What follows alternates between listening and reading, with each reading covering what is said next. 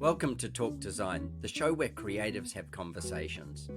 I'm Adrian Ramsey and I'm your host. Having lived a life of design myself, I wanted to share with you the creatives that inspire me and in turn may inspire you. Hi, I'm Adrian Ramsey and I'm your host on Talk Design.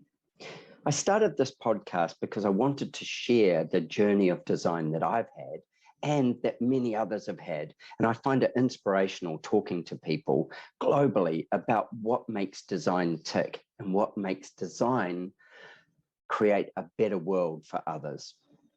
My journey has taken me from clothing globally, women's swimwear, performance sportswear, mountaineering, yachting, all these kind of genres where each place I would learn more and more about different specifics and how clothing can support those. Also, I've worked in innovation as a systematic innovation trainer and worked with the aerospace industry as well as the marketing industry and the design industry. In all my years of design, still my favorite is the built structure and interiors.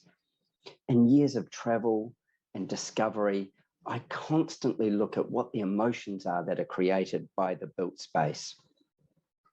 I'd consider myself a student of design for my whole life and will go on that way. Thank you for listening. I hope you enjoy.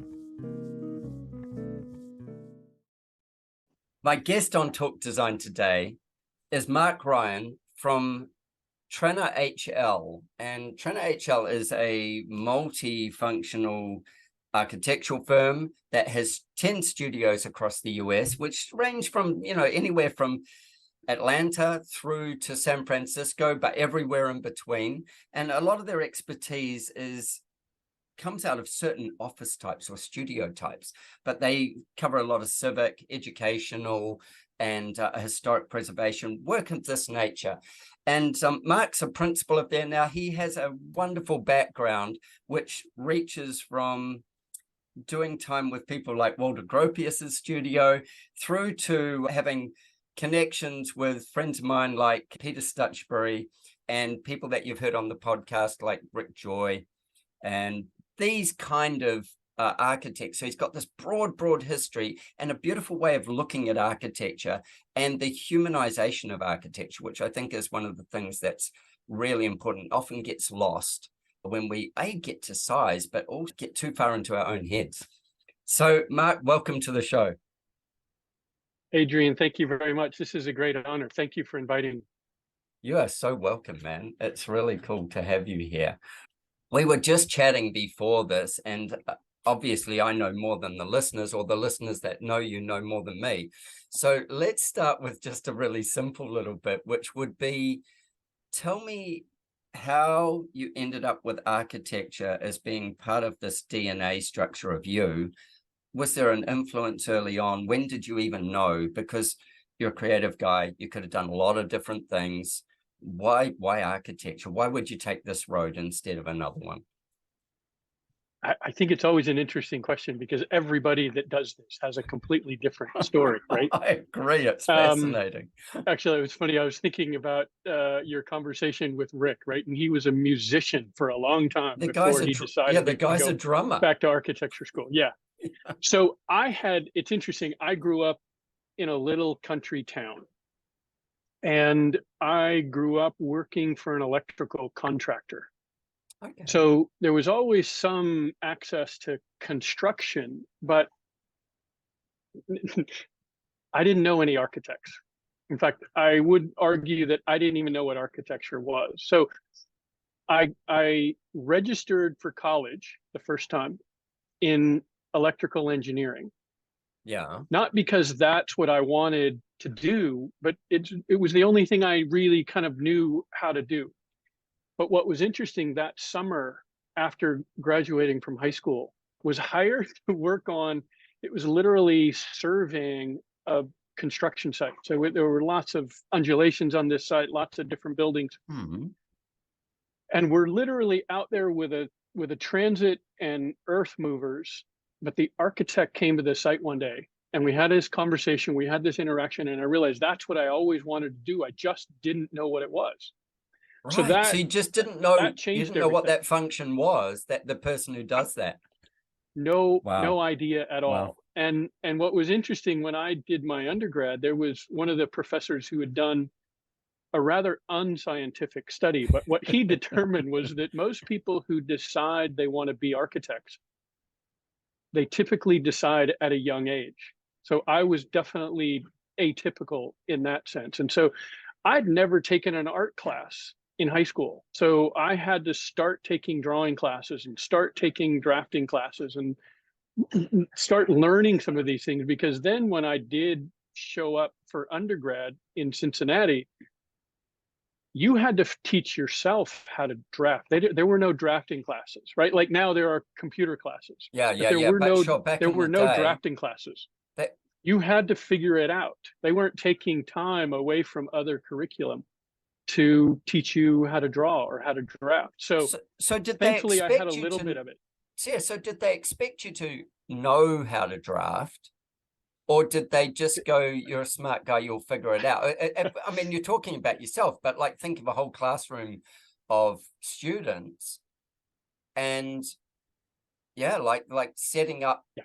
how they do it, or what's the most efficient method, or why a So I wall don't, width matters. yeah. Well, and I don't know the actual answer. I was just glad that I had taken a drafting class at a junior college nearby. Uh-huh. Uh-huh. So at least I had an introduction, because in the beginning, the people who knew how to draft were a little bit ahead of the Yeah. rest of the class, although that evened itself out pretty quickly. Yeah.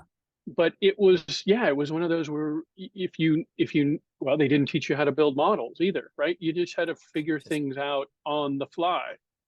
There were textbooks for certain classes, but no textbooks for other classes. And if you needed to represent an idea, you figure out how to represent it, yeah, which I wow. think is actually kind of good. Oh, I was going to say, I think that there's so much value in that. It's like when, people come and apply for a job if they're young. Like, for instance, my niece said to me, oh, I want to be an architect. Can I come and hang out with you at your studio? And I said, yeah, for sure you can. But before you do that, I need to see your portfolio. Now she's like 16 years old. And she said, my portfolio. And I said, yeah. I said, between now and when you want to hang out, you need to develop a set of hand drawings. You need to develop a set of, ideas and stuff like that. And she's like, how do I do that?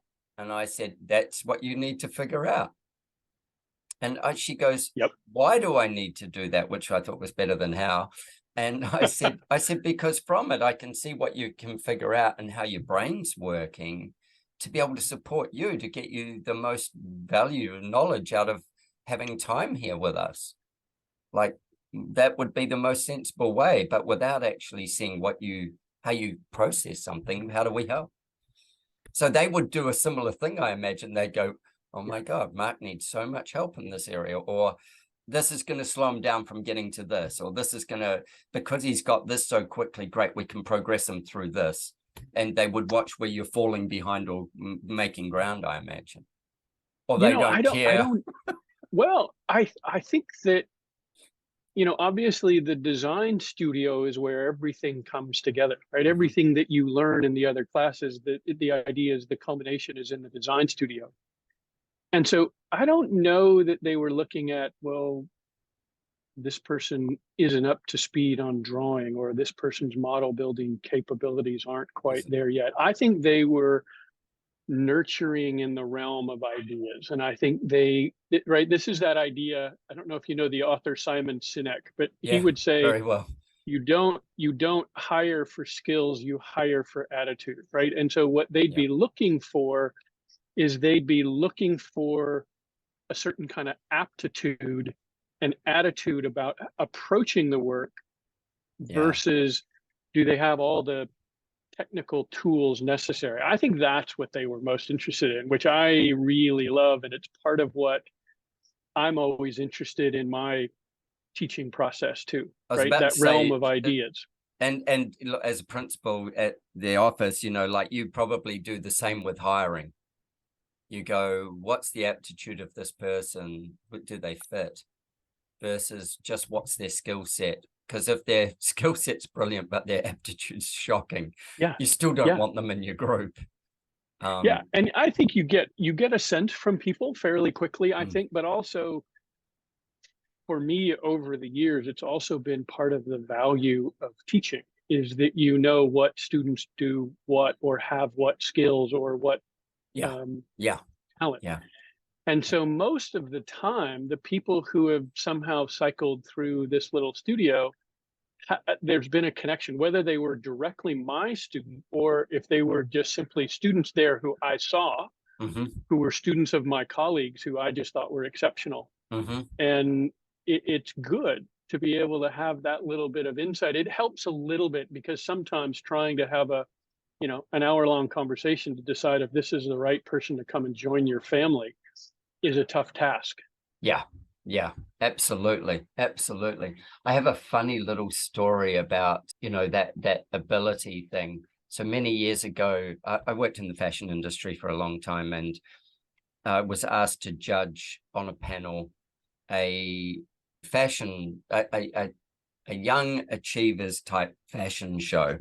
So Mm-hmm. it was open to schools in an area called the Bay of Plenty in New Zealand. So anyway, I go along and I'm there with a couple of other designers and we're judging, and we've got these people parading clothing in front of us. And there's this one girl who comes out and she's dressed in, it was almost like a men's suit, but it was fantastic. You just looked at it as she came across and you went, that we all just kind of looked at each other. It was one of those Simon Cowell moments where we went, okay. And we Yeah. all looked at each other and we put our mark down on the thing. And then we got to inspect the garments. So then they were taken off, and then we got to look at those garments, and it was held together with glue and staples. She hadn't sewn a stitch on the thing.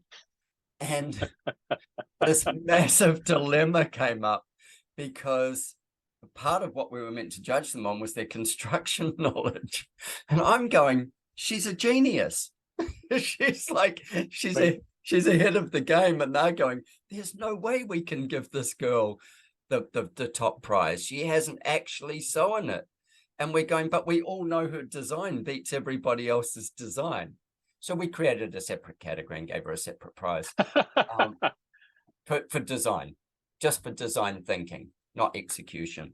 And we had a big chat to her about execution privately, but that same thing, so if they could see that your genius was this model making, and they can see the form that your genius is the form, but your model isn't maybe made as beautifully or as correctly or as expected, then they Exactly. go, we get you for the genius of the model, for the thinking of the form, yeah, it's fascinating. I love that.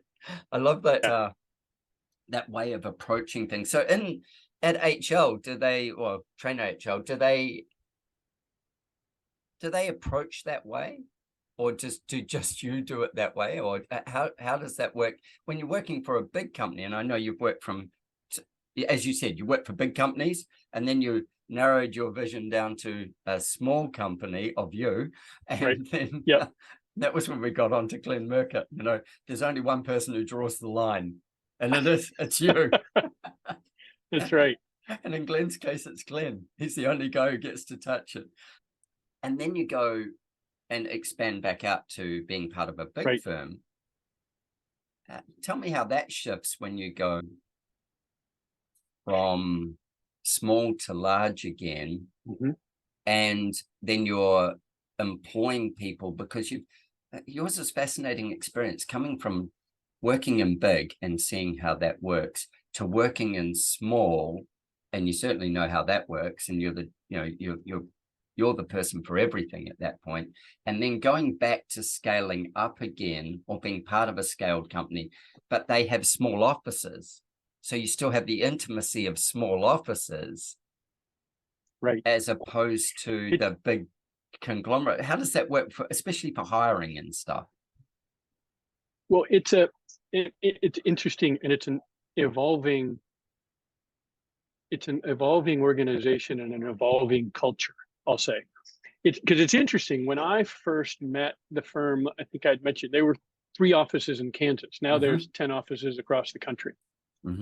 And they went from, making a lot of really good local pieces of architecture to now expanding in different project types, different parts of the country. And last year, we did a firm-wide strategic plan, trying to look at, all right, where's our areas of focus? What are the areas where we feel like we need to get better? And there were these kind of 7 ideas. And one of the things that the firm, as a firm, decided that they wanted to get better at was design, wanted to up the ante on design. And it's interesting, I was just traveling last week and had a couple of conversations about that very idea. Well, okay, how do you do that? Yeah, and I'm fascinated. So it's evolving. So I can't even say that I know what the right answer is, but we're starting to approach it because, so originally there were not project type specific expertise necessarily. That as the firm grew, and it was a growth by acquisition model in many ways, where there might be a small firm over here that would add some expertise to something they were already doing, historic preservation, for example, or other things, or a small healthcare practice in another place. So that buy a firm. So it's been, yes, and to their credit, they were always looking to make sure the cultures fit, right? That the cultures had a synergy, because if the cultures don't match, then you're destined to failure. Well, you destroy so both, that's been you? It's been very strategic over time. But then there's also been situations like me where they weren't acquiring a firm per se, they were hiring a person in a particular location. It's the way we started Atlanta. And I think, so Atlanta then grew to 5 people, then acquired another small firm. So I think it's, I don't know, 15 or 20 people in Atlanta at the moment. So initially it was just me in Phoenix, and I was collaborating with teams in other places. And then I've started to grow the studio here, and we've expanded, but we're constantly trying to figure out, well, how do we still maintain, and we have, I would argue, this kind of people first culture. We're interested in doing good work, but we're also interesting, like you, right? This is an extension of family, and these are people that we care about. We certainly have numbers and targets and things that we have to meet, and yet I don't know that we hold anybody's feet to the fire in a real specific way, like other firms that I've been with or know about have done, certainly. But this design idea doesn't mean, well, okay, we lead by example of projects where, we're working with different people in different places, or do we say, look, we can only really impact the things that we're doing here. That just takes a long period of time to impact an adjustment or impact positive change. So we're really trying to set up, and what I've got is I've got a person from each of these different studios, and we chat about once a month. And so the part of this strategic initiative of doing better with design, or putting a bigger priority on design, first one was said, improve the internal conversation. So last year at our all firm meeting, we initiated what we call the in process series. So every other week in the afternoon, one of the studios presents a project, talks for about 10 to 12 minutes, and then ideally asks the group a question. What are you struggling with? What do you need help with? What can the group engage? And this is another one of those aspects where the virtual connection helps, because we can get everybody in the company if they're interested and available. So we've started that. Then the next part was, how do we make ourselves accountable, or more accountable to one another? And so that's the thing that we're talking through now, to where I think what we're going to end up with is some greater degree of cross studio conversation and collaboration, where talk about ideas and challenge one another, maybe in a more direct way than we have in the past. Not about attacking people, but No, attacking attacking the things project. in the realm of design, Yeah, right? yeah, Or yeah, yeah, attacking yeah, the quality of the work. yeah, yeah, yeah. Like it's perspective that you only get through collaboration and question asking, and obviously the old thing is the better the question, the better Of the course. output will be. And so it drives a culture of better question asking and, Yeah. and being able to lift that culture of better question asking, but still with a mind to finalization, to getting to where you're trying to go, Yeah. because you can just end up in a mire of a rabbit hole of questions and you haven't gained anything. So having that management system that says this is where we're taking it to the next step, I think that people's question asking often is the weakest point. Well, That's you just touched me. on it earlier. You were asking to see a portfolio, right, of somebody who's probably never even thought about what a portfolio is. What No, I I loved is that you said she wanted to know why, mm, which was the right question. mm. And one of the things, again, to borrow from Simon Sinek, we keep reminding ourselves to start with why. Or if we're explaining a project to our colleagues, if you've drawn it correctly, you don't need to tell us where the front door is. You don't need to tell us where the stairs And are. we You don't can need to see tell all us that where stuff. Yeah, right? yeah, We can see that.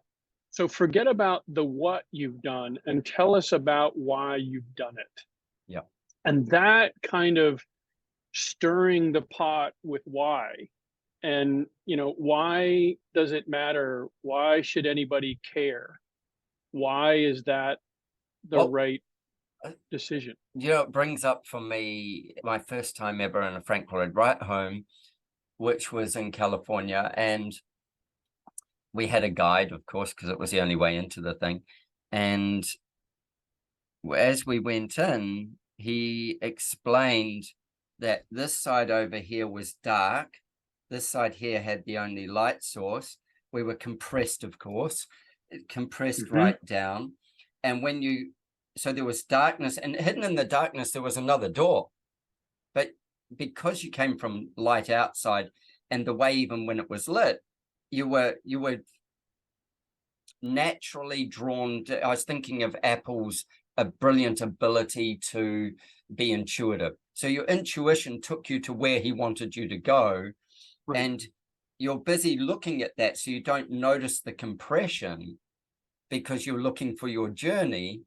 And when you find your journey, the door opens, and of course he kept us compressed a little bit, but then he let us all fly, and the guy explained it really beautifully in that kind of manner as we went through. And it was this thing of, I remember getting inside there, and then I said to him, well, just hold on a second. And I went back outside and took the journey without to observe it, as opposed to just listen to him. And he went, Mm-hmm. what did you do? And I said, I just needed to do that again without you telling me the thing. I needed to clear my kind of thinking, because he let us discover, and then he stopped and told us, and he let us discover, and then he stopped us and told us. But yeah, just again, that whole thing of why did he set it up that way? And it was so that we started a journey within his control, you could say, and then Mm-hmm. that would bring certain emotions, and that would bring that big sense of release, and now you'd entered. Yeah, going back through what you were saying, I'm thinking about the number of times when you go to a project, or not say your project, when you Mm-hmm. as a creative design professional, we stop to look at things.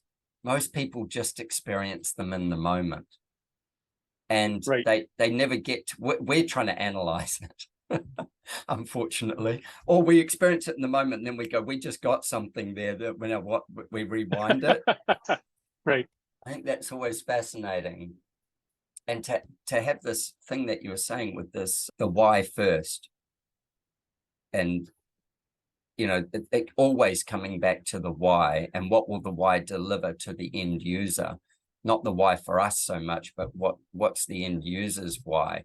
What will it do? What will we do that will affect how they will live, cohabitate, interact?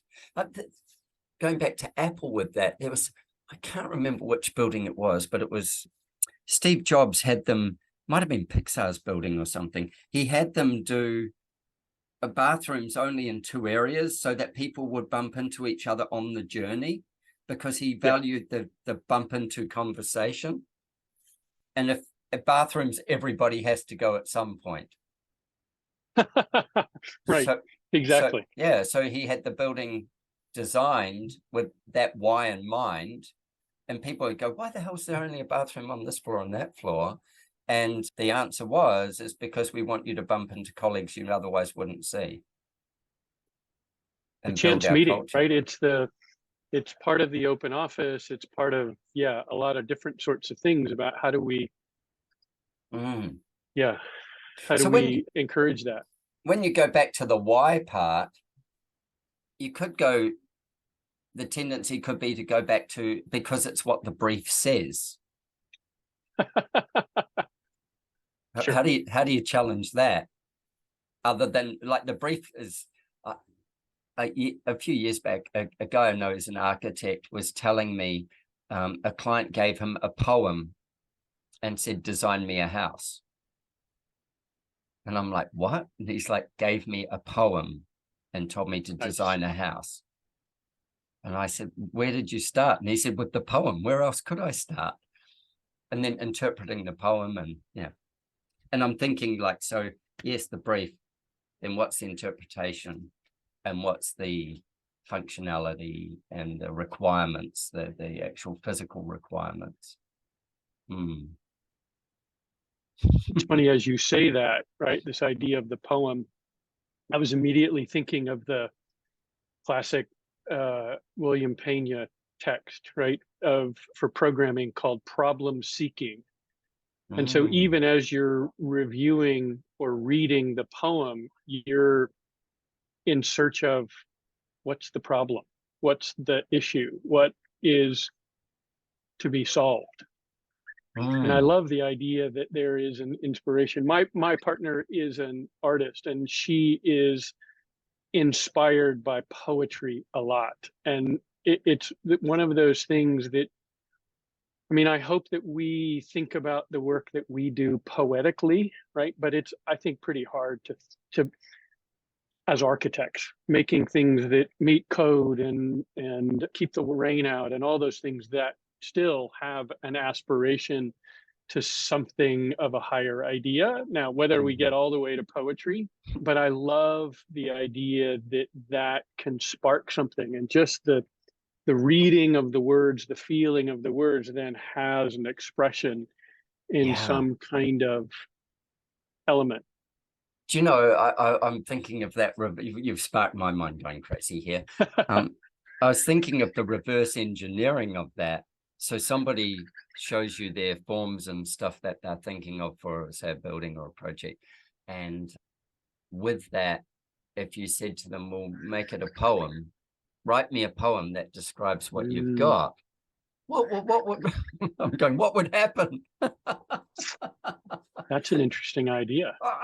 It came to me when we were talking. I'm going, far out. If somebody had to describe it, and I was thinking, like, what about this brutalist sort of style? What kind of poem would you write? And I'm no poet, but I certainly know from my daughter's education, there's so many different, like, forms of poetry, which have got different structures. Yeah. Which structure would you choose to express something and of poetry? And then what words would you choose to express it as well? And something I really love about, well, certainly the time that I spent with Glenn and Peter was how can you express that with 2 lines, not 20 lines?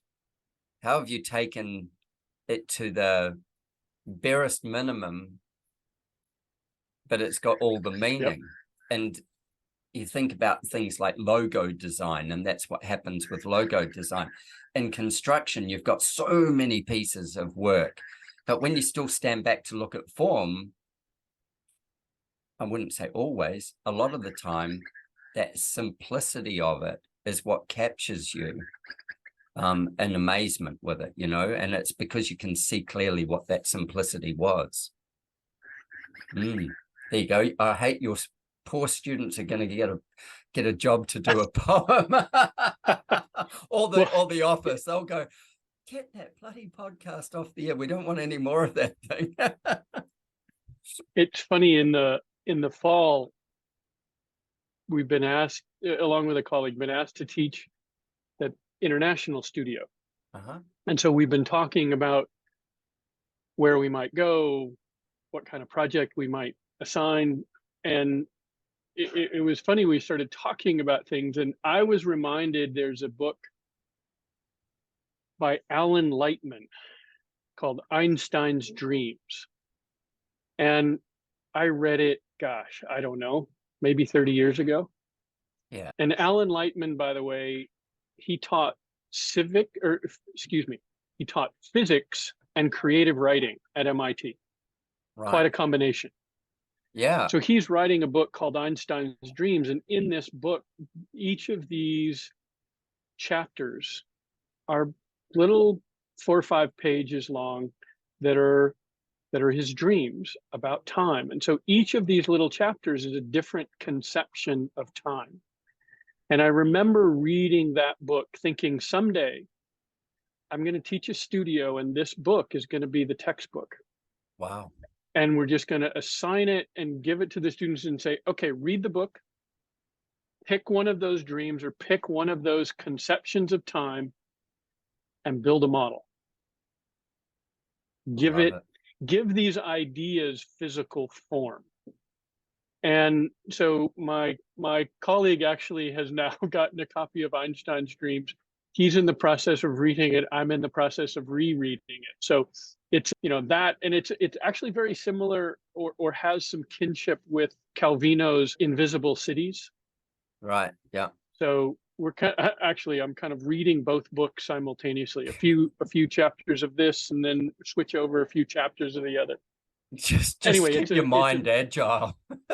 Exactly. But it's just this idea of how do you shake things up a little bit, right? How do you get the frame of mind to think about the endeavor in a slightly different way? 100%. Open up some possibilities. Mm-hmm. I think that's where, like, when you say, as a company goal, better design, because that could be better in so many. Design's so broad, and it could be better in its physical appearance. It could be better in its functional ability. It could be better in its emotional standpoint.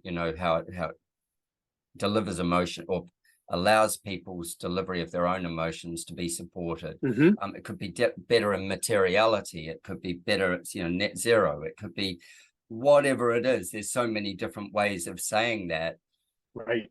And then there's got to be at some point something that I imagine it will splinter into different ways, but there's got to be something that it comes back to, a set of values that is somewhat measurable, so you can go, did we get better at design? Well, it's such an interesting point that you make, because certainly the values have an impact on how you judge this endeavor, right? And yet, if you're just trying to up the ante on the quality of the work, how do you quantify that? How do you quantify better design, right? 100%. Is it because you've gotten more awards?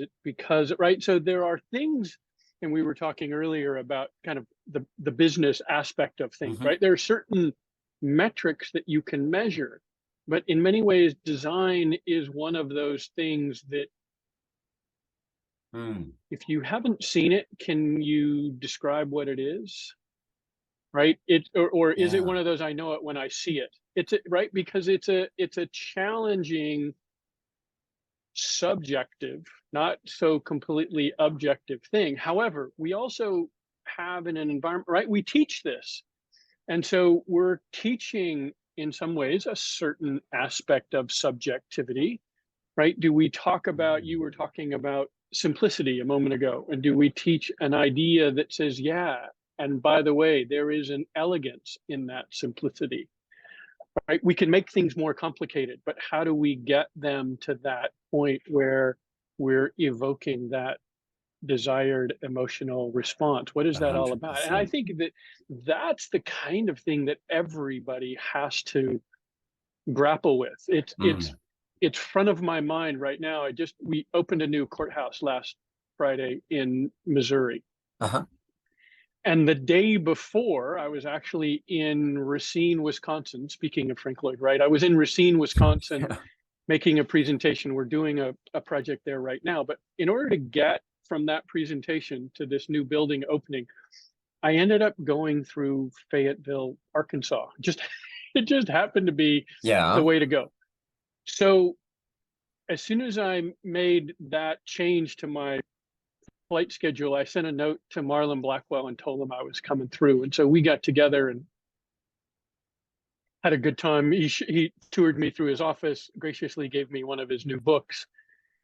And the next day on my drive back from Missouri, he had set up for me a tour through one of his schools. And he had done 3 Oh, buildings wow. for this school. Mm-hmm. And I had seen it published. I kind of had a sense of what it might look like. And you get Mm. this too. You see 100%. something in a magazine and then you go see it in person. Yeah. And I was talking about it earlier this morning. I was talking about it over the week. This project is haunting me. And it's not at all what I expected. Yeah, And right. I'm intrigued by the way these buildings sit in the landscape and their connection to one another. It's all great.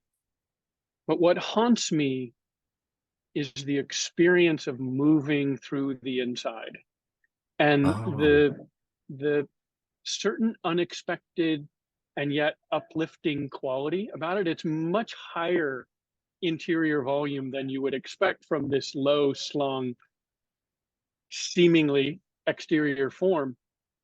But also the way simple things like lockers and diffusers and things get, acoustical dampening, all get worked together in a system yeah, to the wow. point where you start, well, they're so well integrated, they don't hit you over the head, right? Usually what we see are those little mistakes like, oh, that's the wrong place for a diffuser to pop out of a wall, right? Exactly. That's This usually what stuff, you see. You go, really? Who was the it's idiot who so allowed that? well, it's so well thought of. The component pieces are so well thought through that you start feeling this overall kind of amazing elegance and resolution. And I was conveying that you walk in and you realize that the ceilings are just the most basic run-of-the-mill utilitarian 4x8 sheets of plywood, nothing fancy. Yep. And I immediately saw it. And then over time, you realize that which is pervasive throughout goes away because it just becomes part of the overall experience. It's this nice, warm color, this Mm-hmm. nice, warm tone and material. You don't focus on it quite so much. And there's undulations and modulations. And then you move into the next building, and all of a sudden, boom, there is this amazing burst of blue, totally unexpected, and yet sectionally and spatially and progressively, that procession is unbelievable.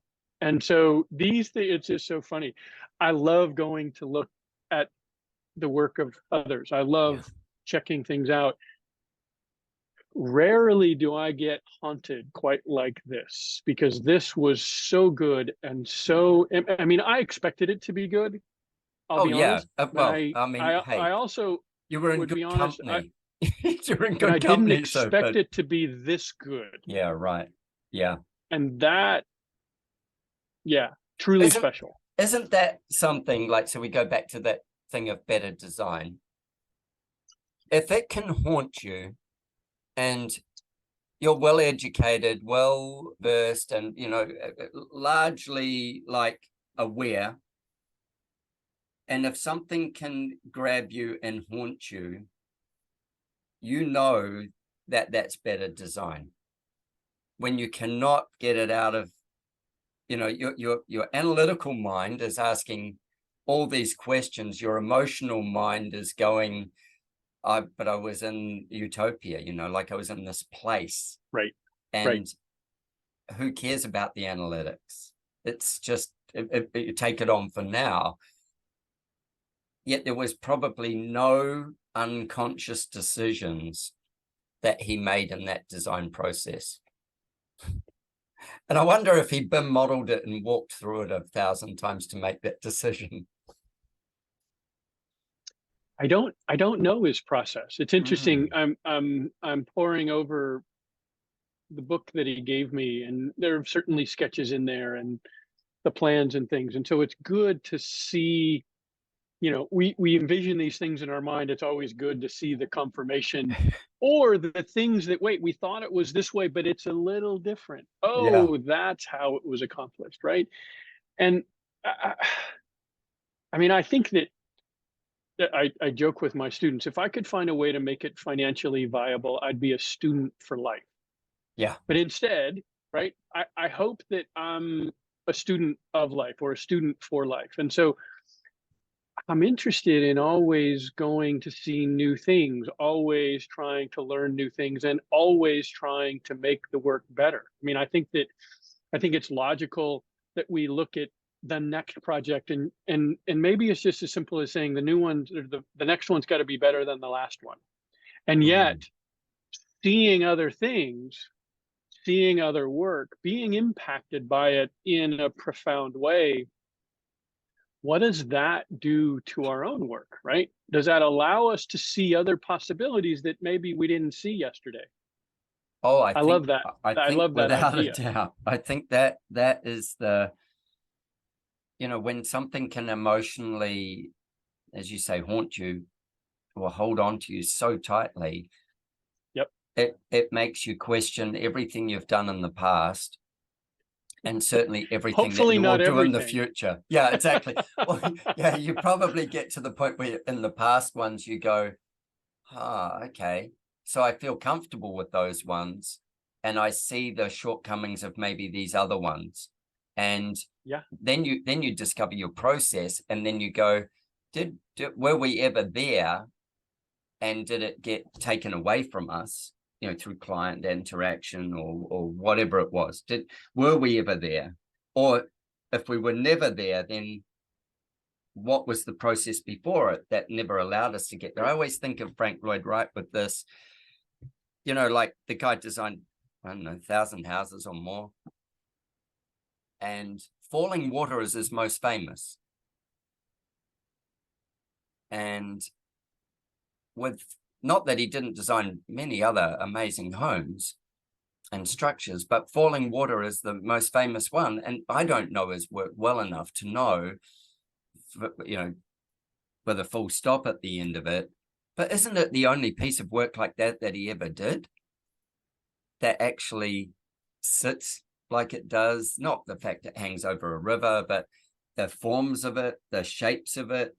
It wasn't like that we go, oh, well, there's Falling Water there, and then over here there was this one that's very, very similar, the same idea set. It was like a... Well, and yet, I mean, I do think that work especially is a very specific response to a very particular condition. The site conditions, right? And yet at the same time, I think most of us would look at it and recognize it as a Frank Lloyd Wright project. So there are aspects to it, right? And I don't think that he's consciously trying to copy himself all the time, but he's got these things that are his sensibilities and Mm. and things that he's sensitive to, the way, well, the Cherokee red window mullions, for example, right? Yep. That gets used in lots of different projects. He's got Or lots of that, signature sensibilities and values that he keeps repeating. The front door yeah. never on the front, these kinds of things.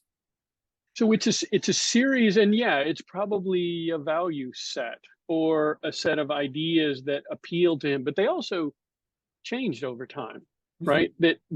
And or they changed in different situations or different conditions as a response to a particular situation. So it's a yeah, it's a funny sort of thing, because I don't necessarily look at it as being all that different or separate from his larger body of work, because he was always working, or often working, with these seemingly cantilevers that were too long, Yeah. and right, pushing things or hiding a sequence or a path, right? So that those kind of Yeah. things, they're just there in a slightly different way and in a particularly unique way on that On particular that project. particular site. But I Yeah. think you could say the same thing about the Roby house too, right? Yep. That it's very different, and yet it has some of those things still embedded in it.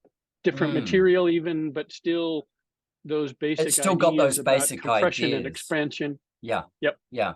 Yeah. He's got his pieces that he keeps repeating. And I think, like before when we were talking about better design, one of my thoughts that came to me was Calatrava's work. And I Mhm. go, to see his work is always exciting, and but there's a sereneness in the excitement. It's not like a disco party, it's a completely different feeling from that. And he captures emotion with buildings and the impossible, what would seem somewhat the impossible. And I think like that, and I go, it's, for that point, he's a standout because of that. And then you go down, well, we want better design. And everybody goes, well, how do I be a standout because of that? And that doesn't necessarily achieve better design. It achieves an element of it, but it's not necessarily the overall. Often with Calatrava's work, you get so taken by the form that you're emotionally just attached to these forms more so than maybe the function. Like it's interesting, like how all these Mhm. different pieces come together to create better design. Well, Mm. it's funny. As you were talking there, what struck me, I was mentioning to you, I had some projects in Australia a couple of years ago, and Yeah. the one that I was working on in Victoria, most of the time was spent in Melbourne. And I always take a bike with me. So I'm always, my way of exploring the landscape of learning someplace new is not at the scale and the speed of a car, but it's at the pace of a bicycle. And Push it's the bike speed. way, yes, exactly. And it's the way I kind of absorb the environment. Well, on one of the weekends, what I was doing was out riding around in search of Murcutt's, oh, what's the project he did? It's I want to call it a synagogue, but I don't know that it Oh, is. yeah, no, I Um, think it might be. I think it could be. but I'd what's I'd interesting have to there, check so as well. But yeah. I mean, I think about his work, and I look at that project, his value set is in there completely, and yet it, for me, it looks nothing like any of his other projects. Mm. That was a very specific response to a certain condition or set of conditions. Mm. Beautiful, Mm. but I don't think that was one where you would immediately say, "Oh yeah, that's a Glenn Murcutt building," right? Yeah, that's yeah, exactly. Yeah, so then It's again, and if you go up and look at it and investigate it, it's incredibly well done. And well, it's clear once you understand that it's Glenn's project that his value system is there. Yeah. but it's not immediately apparent that that's his work. It's a mosque. I just looked it up Mosque, to be thank you. sure. Yeah. Yeah, thank you. And it is. It's amazing. Yeah. Yeah. As you say, the value set. So when you did, we're going to do better design, did you define a value set that belongs to the firm or to each studio block? That There's would a be so firm fascinating. there's a firm-wide, there's an articulation of Yeah. values, but don't ask me to recite them from No, memory, but there is one. Yeah. because I think of it as, this is one of the, and we do talk about values, and I think that in some ways that, our values coupled with our behaviors is how we define our own internal culture, right? Mm-hmm.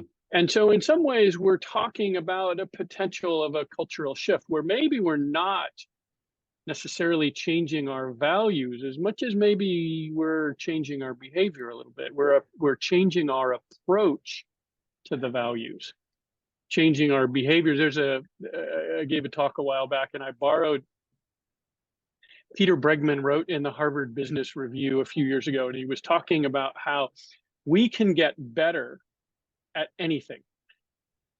Anybody can get better at anything, and there are only two reasons why we can't. One is that we don't want to, obvious.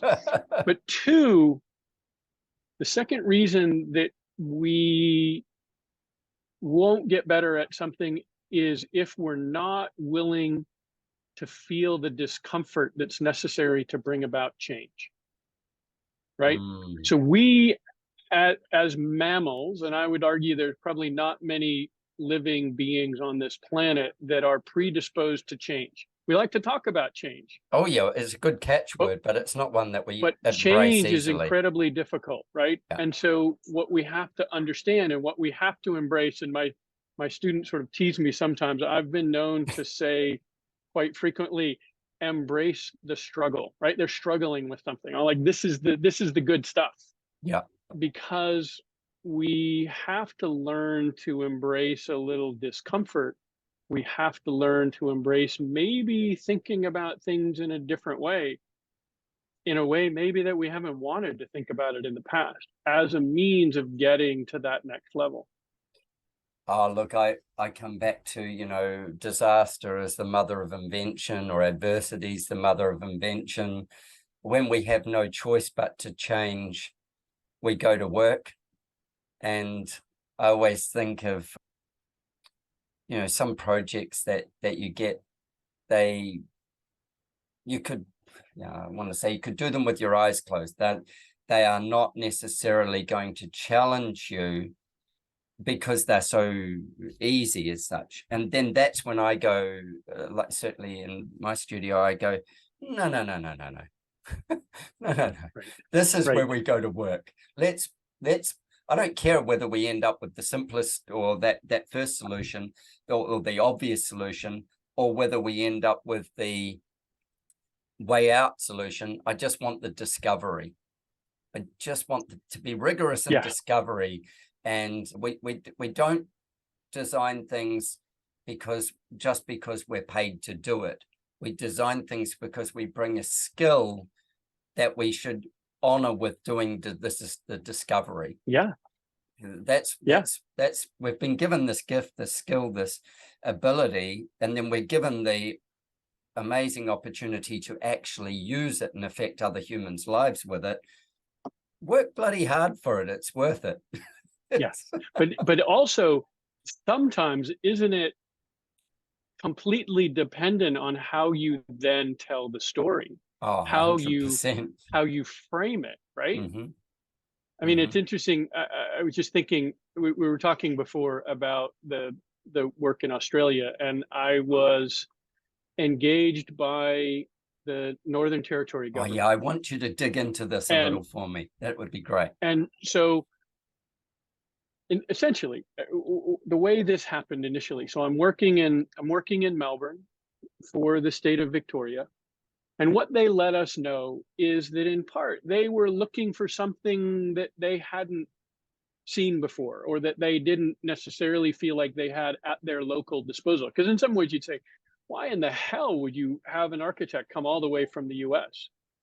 But this is a series of projects, series of interventions that I've done in the past for troubled kids. And I've never been interested necessarily in being an expert or being a specialist. I'm simply interested in doing good work, and I'm interested in work that's impactful. And somehow I've done a series of projects for troubled kids that have gotten some notoriety, won some awards, gotten some exposure. And so that was something that I think initially Victoria hadn't seen before. So that's how I got there initially. But then, because of this Royal Commission report that came out in November of 17, the Northern Territory needed to do something different. They needed to rethink their system. So this is, and I would argue that this is design, rethinking a system that's design. That is design. Right? Yep. And so when they invited me to come up, they had scheduled a series of workshops. There were some workshops in Darwin. There were some workshops in Alice Springs. And I'm remembering specifically, the first one was in Darwin. The workshop went well, but I'm remembering very specifically in Alice Springs.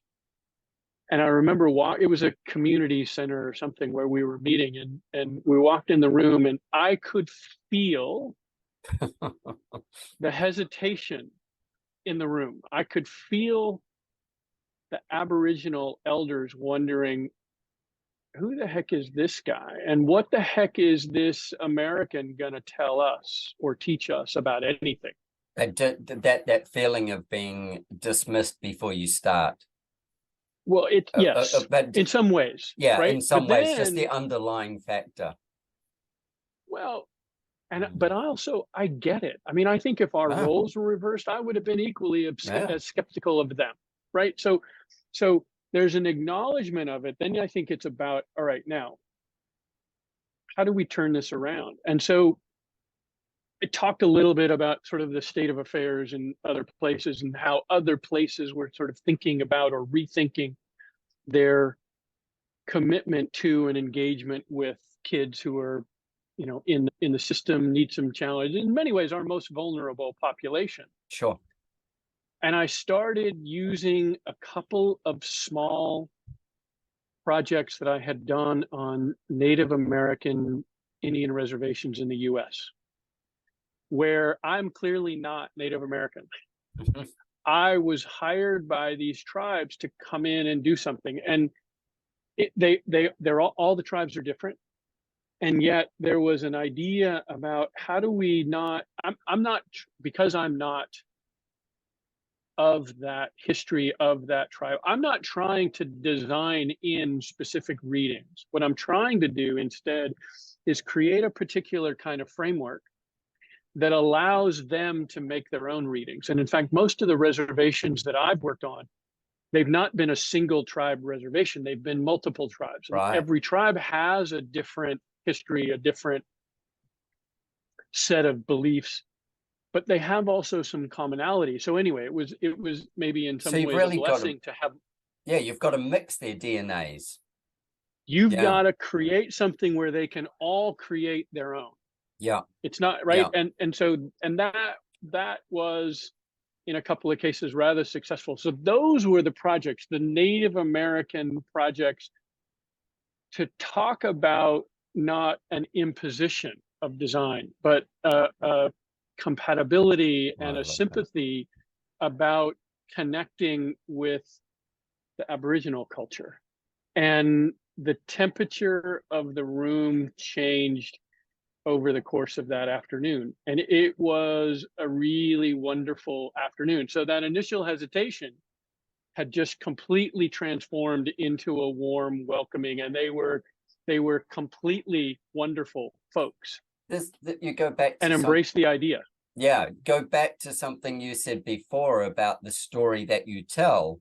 So you have your design, but the story that you tell, and that story of what you told them allowed them to come into your space and then you to go into their space, and that you were partnering with them as opposed to telling them. Yes, exactly. And you're They had to building a see new themselves story. in it. Yeah, yeah.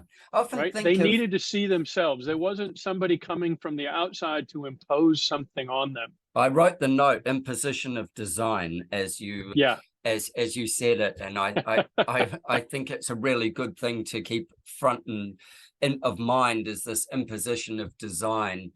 And because I always come from this thing that, you know, we take a piece of it, whatever landscape it is, even if it's a subdivision, it's a landscape that we Right. destroy to put a house or a building or a complex or something on.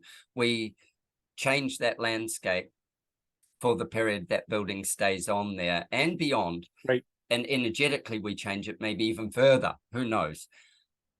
I go, there's a responsibility and a, or maybe I'll just leave it as a responsibility, that when you've got that opportunity to really give it some, you know, the hard work part, the thought part, the how is this best for this or for whoever it's for, because we are going to ruin a piece of landscape. Now, the developer may have ruined it previously to us, but that's our opportunity to, Right. to restore it as well.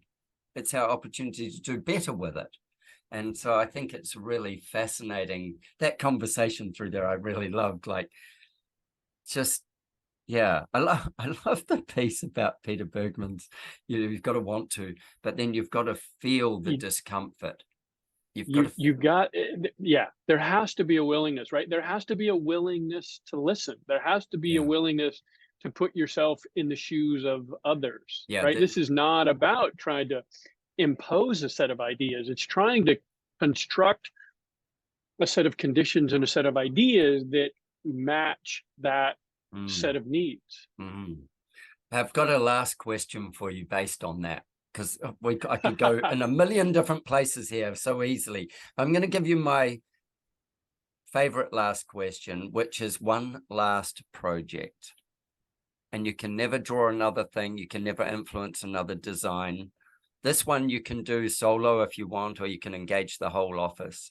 But you've got one last project, and that's it. You've hung up your pencil. What would you choose and why? It's funny. It's funny. I just had a milestone birthday last year, and I was joking that 21. I'm really excited about now starting the second half of my life. I love that. and that I tell my no... kids I'm living to 120, so yeah, that's exactly.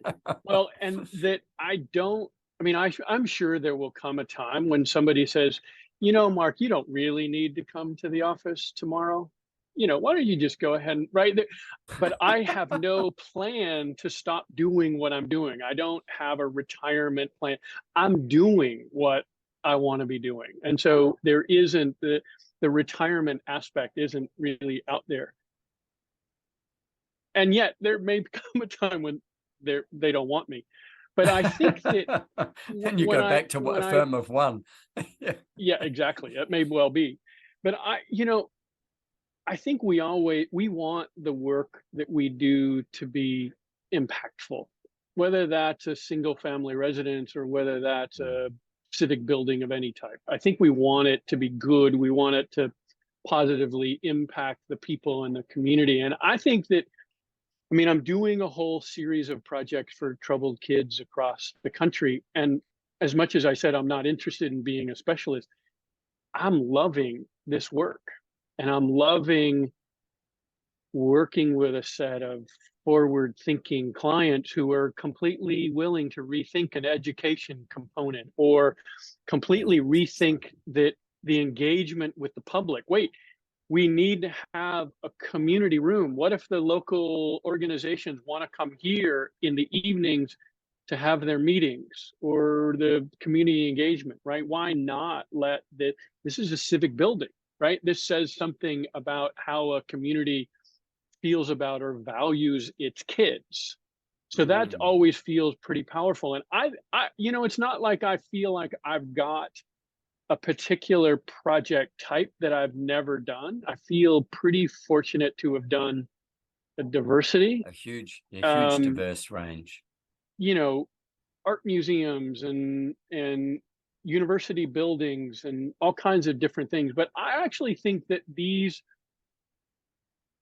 projects for troubled kids. So if I was doing a last one, or if I couldn't do another one, I think that's what if I was choosing, that's what I'd choose for the last one. I And love the that. only thing I might try to do is sort of push that envelope a little bit. We've been doing them, for example, we've been doing a lot of them where there's no such thing as a perimeter fence anymore. There's no such thing as including barbed wire or razor Hmm. ribbon. Hmm. It's like, let's just let the building form the The necessary boundary. security perimeter. Yeah. But this is civic architecture, right? And so for me, I would say it doesn't matter if it's a city hall or a juvenile hall. This is something that says something about how a community really feels. And it's an expression of a set of community values, right? To bring the whole thing sort of full circle, personal values, but also collective values. And I think that's part of the beauty of being able to, in some ways, maybe shock clients once in a while I and engage them in a conversation that pushes them. I mean, I want them to push us too, but I feel like it's our job as architects to push push back against the desires and the needs of our clients, or those needs, I should say. always They're true challenge needs. them. Yeah. Yeah, just Yep. challenge them. When you were telling this, it brought up, I watched the other night a Michael Moore movie called Where to Invade Next. And he goes around the world invading different countries to steal their best ideas and bring them back to America.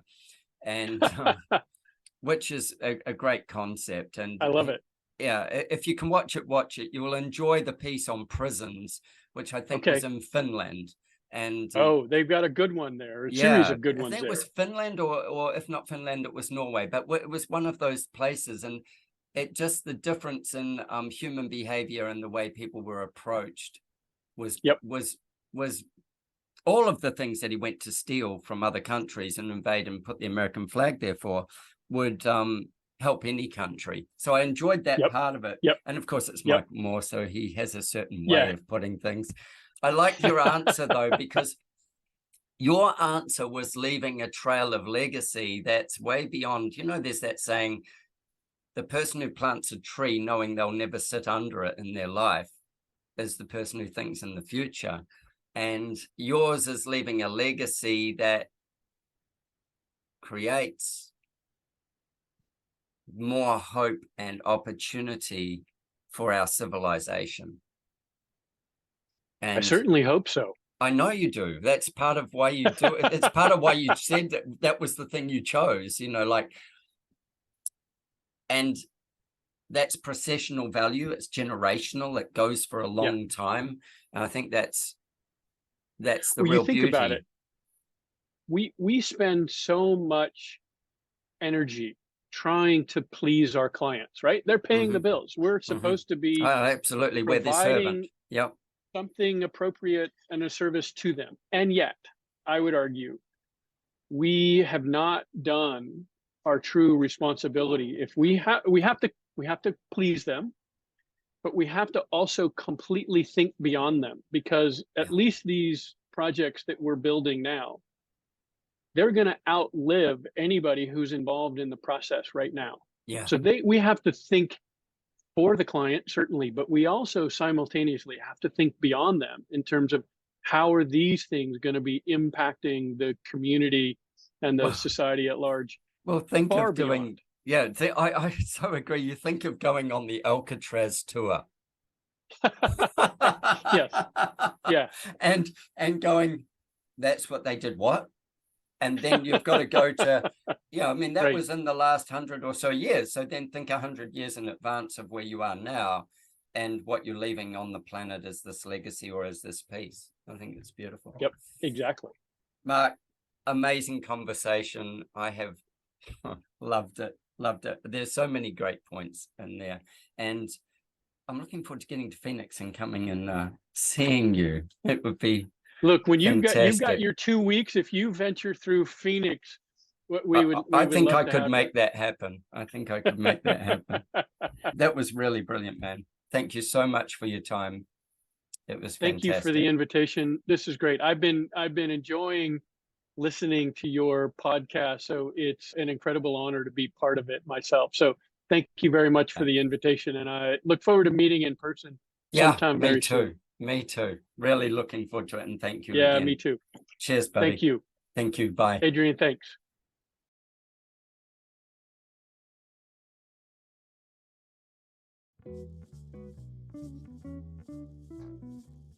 Hi guys, I'm Adrian. I'm your host of Talk Design Podcast.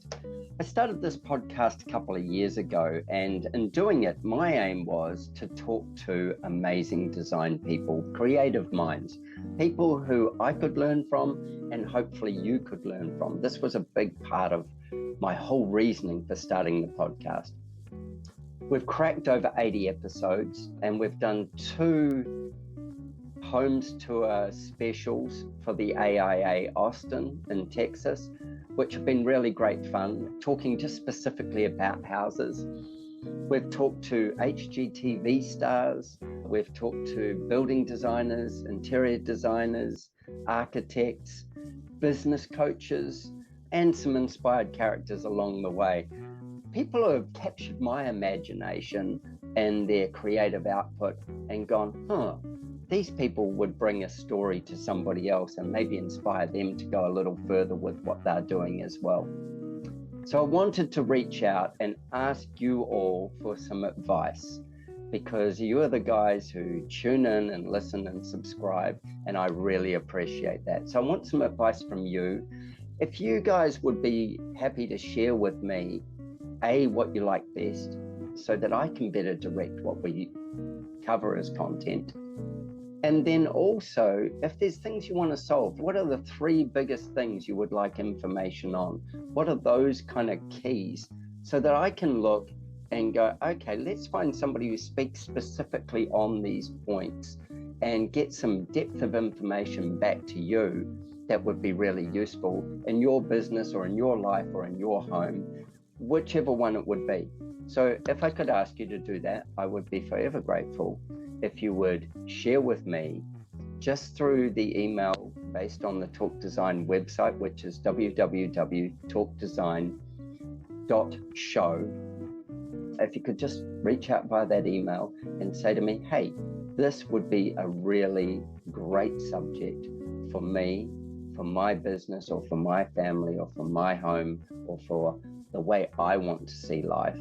I would love to be able to support you guys and find those people that we could talk to that would bring that to you. So thank you very much for taking the time to listen. I so appreciate the fact that you listen to the podcast. It makes it all the more fun when I get messages from you to say, hey, this inspired me.